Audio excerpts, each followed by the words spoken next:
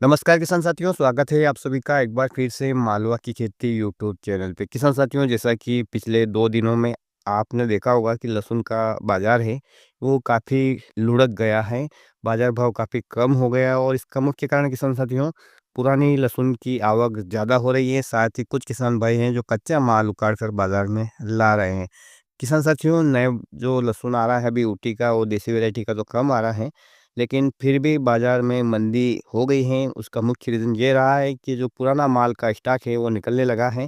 इतने अच्छे भाव थे तो भी किसान भाइयों ने ना जाने क्यों माल को रोक रखा और अब 2 प्रकार से नुकसान हो रहा है किसान साथियों। जिन किसानों ने अगेती फसल लगाई है ऊटी की, उनके भी बाज़ार भाव उन्होंने कम कर दिए। साथ ही उनके स्वयं का भी नुकसान हुआ है कि उन्होंने समय पे बेचा नहीं, ज़्यादा लोभ किया और इस कारण उनको भी घाटा ही हो रहा है। लेकिन किसान साथियों, जैसे ही ये जो लहसुन है पुरानी, ये इसकी आवक कम हो जाती है तो बाज़ार भाव फिर है वो अच्छे रहने की संभावना है। हालाँकि आगे चलकर कहा नहीं जा सकता क्या बाज़ार भाव रहेगा। बुआई तो काफ़ी हुई है किसान साथियों, लेकिन अभी भी यदि बात करें तो 50 से 60% की लहसुन की अभी फसल की अभी आधी अवस्था हुई है, यानी 120 दिन का 150 दिन का फसल है तो 70-75 दिन की अवस्था ही हुई है। और आगे मौसम की अभी बहुत सारी घाटियाँ हैं कि फसल है वो आगे कैसे निकलेगी, केवल अंदाज़ा नहीं लगा सकते हैं कि अच्छा ही माल होगा, तो ये तो आगे जाकर भाव कैसा रहेगा, इसका पूरा जो निर्णय होता है किसान साथियों, आगे यदि मौसम सूट रहता है तो फसल की उपज अच्छी हो सकती है।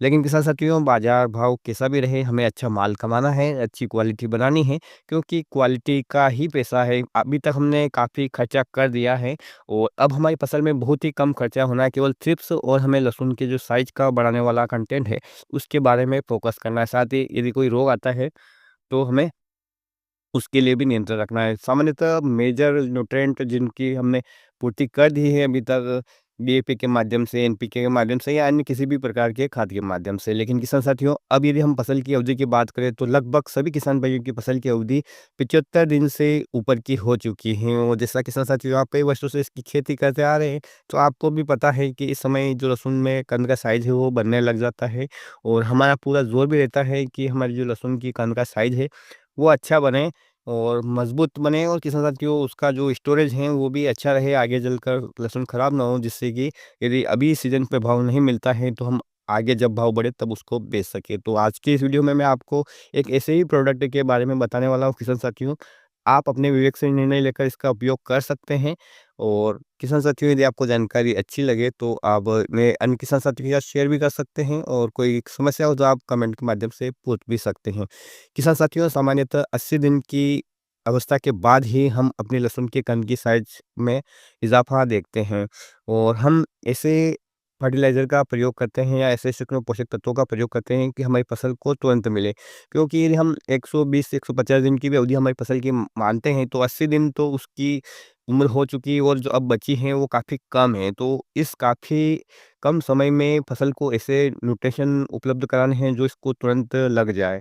इसके लिए जो पोटेशियम, मैग्नीशियम या सल्फर या जो अन्य प्रकार के पोषक तत्व हैं, इनको इस फार्मूलेशन में लें कि हमारी फसल को तुरंत लग जाए।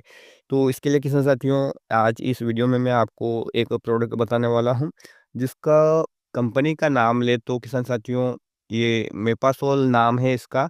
अलग-अलग कंपनियाँ इसको अलग-अलग नाम रख सकती हैं। ये जो मंशा कंपनी का है, मेपासोल के नाम से आता है और इसे पोटेशियम मैग्नीशियम सल्फेट कहते हैं और अलग कंपनी का अलग नाम से आता है। तो आप इसमें टेक्निकल को देखिए किसान साथियों, ऐसा ज़रूरी नहीं है कि आपको मेपासोल ही डालना है, इसमें जो टेक्निकल है, उस बात का ध्यान रखना है। इसमें पोटेशियम है, मैग्नीशियम है और सल्फर है। तो पोटेशियम है किसान साथियों, इसमें ऑक्साइड फार्मूलेशन में, यानी ऑक्सीजन के साथ तो पौधे को ये तुरंत फार्मूलेशन अवेलेबल हो जाता है, तो ये 22% की मात्रा में।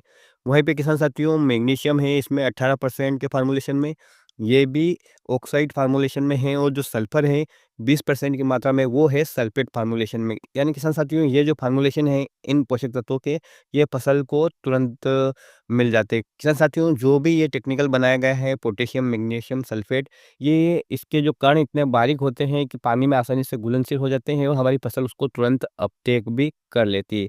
साथ ही किसान साथियों, ये तो एक ऐसा प्रोडक्ट है, इसका यदि आप स्प्रे भी करते हैं तो किसी भी फर्टिलाइज़र का जो इफ़ेक्ट पड़ता है, हम उसे स्प्रे करते हैं, तो कई बार हमारी फसल की पत्तियाँ जल जाती हैं। लेकिन ये फ़ॉर्मूलेशन ऐसा है कि इसका आप यदि स्प्रे में भी प्रयोग करते हैं तो आपकी पत्तियों को कोई भी नुकसान नहीं होता है। किसान साथियों, आप इसे स्प्रे भी कर सकते हैं, ड्रिप में भी चला सकते हैं और खाद के साथ मिलाकर या ज़मीन में डायरेक्ट फूँक कर भी इसको प्रयोग कर सकते हैं। इनके लिए सबके लिए अलग-अलग डोज़ रहता है। किसान साथियों, जो भी फल वाली फसलें हैं, चाहे वो संतरा हुआ, अंगूर हुआ, लहसुन हुआ या आपके अफ़ीम की फसल पे डोड़े आते हैं वो हुआ, या जितने भी जो फसलें हैं जिनमें फल आता है उनमें फल का साइज़ बढ़ाने वाला ये एक अच्छा पोषक तत्व है।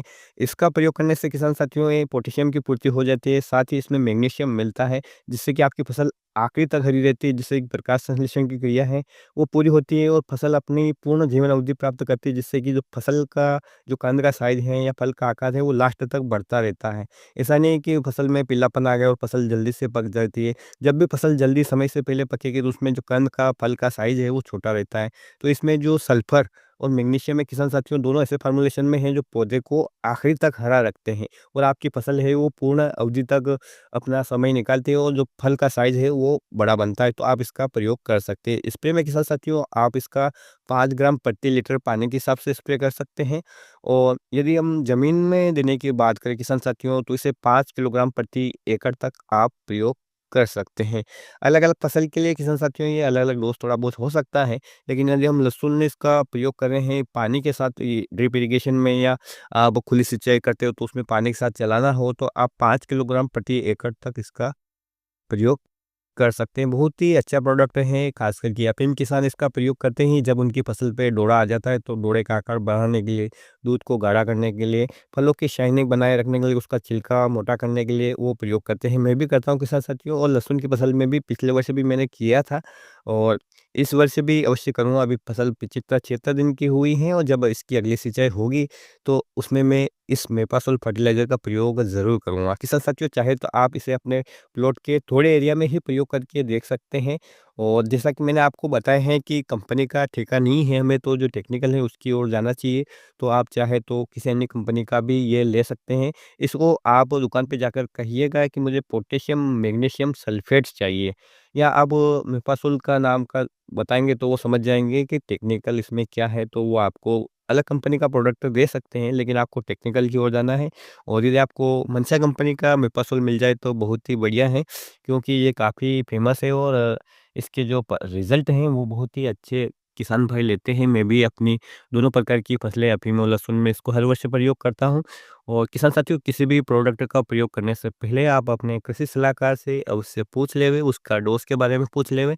और बहुत सारे किसान भाई कमेंट के माध्यम से भी कह रहे हैं कि खर्चा भी नहीं निकल पाएगा लहसुन की फसल से, आगे ऐसी हालत होगी। तो किसान साथियों हमें अपना कर्म करना है। गीता में भी कहा गया कर्म प्रधान रचि राखा, तो फल की इच्छा तो आगे जैसे भगवान की मर्ज़ी होगी वैसा देगा, लेकिन हमें अपनी फसल में कोई कसर नहीं छोड़ना है। तो आखिरी समय में आप किसान साथियों इस फर्टिलाइज़र का या इस पोषक तत्व का प्रयोग कर सकते हैं और इसके बहुत अच्छे रिज़ल्ट हैं। कभी आपने प्रयोग किया हो तो आप कमेंट में मेंशन करें ताकि अन्य किसान भाइयों को भी ये जानकारी हो जाए कि ये वास्तव में काम करता है या नहीं करता है। आप अपने स्वयं विवेक से निर्णय लें और फिर इसके बाद इसको प्रयोग करें। चाहे तो आप जैसा मैंने बताया हो खेत के छोटे एरिया में प्रयोग करके इसके रिज़ल्ट देख लें और अगले वर्ष आपको यदि फ़ायदा लगे तो पूरे अपने प्लॉट में या अपने खेत में अपनी फसलों में इसका प्रयोग कर सकते हैं। तो किसान साथियों आज के वीडियो में इतनी जानकारी थी। उम्मीद करता हूँ कि ये जानकारी आपको लाभदायक रहेगी। किसी प्रकार की समस्या के लिए कमेंट कर सकते हैं और इसी प्रकार की जानकारी पाने के लिए आप चैनल को सब्सक्राइब कर सकते हैं। फिर मिलते हैं एक नए वीडियो में एक नई जानकारी के साथ। तब तक किसान साथियों ख्याल रखिएगा आप अपना, अपने परिवार का, अपने पशुधन का और अपनी फसलों का। वीडियो देखने के लिए आपका बहुत-बहुत धन्यवाद। जय हिंद, जय जवान, जय किसान।